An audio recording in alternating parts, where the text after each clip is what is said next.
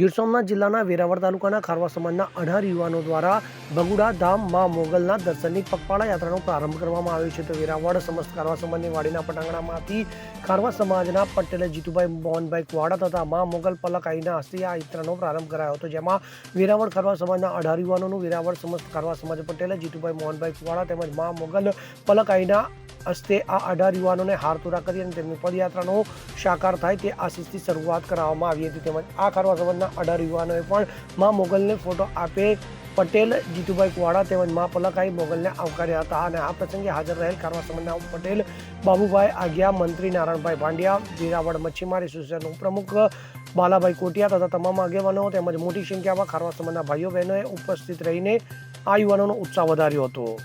હું પંકજભાઈ કુવાડા છે, અમારા કાર્યકર્તા પ્રકાશભાઈ છે. અમે અહીંયાથી વેરાવળથી બગુડા મોગલધામ મંદિરે જઈએ છીએ ચાલીને.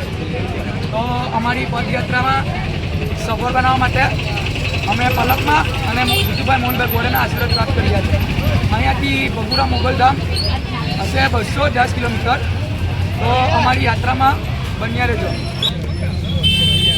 અમારી યાત્રાની શરૂઆત મા પલકમાંના અને જીતુભાઈ મોહનભાઈ કુવાડાના આશીર્વાદથી સફળ બની અને અહીંયાથી અમે શરૂઆત કરીએ છીએ. જય મા મોગલ. દીપક જોશી સાથે CN24 ન્યૂઝ, ગીર સોમનાથ. હવે જુઓ દેશ દુનિયાની તમામ ખબરો તમારી આંગળીના ટેરવે. ઉઠાવો મોબાઈલ અને Google Play Store પરથી ડાઉનલોડ કરો અમારી CN24 ન્યૂઝ મોબાઈલ એપ.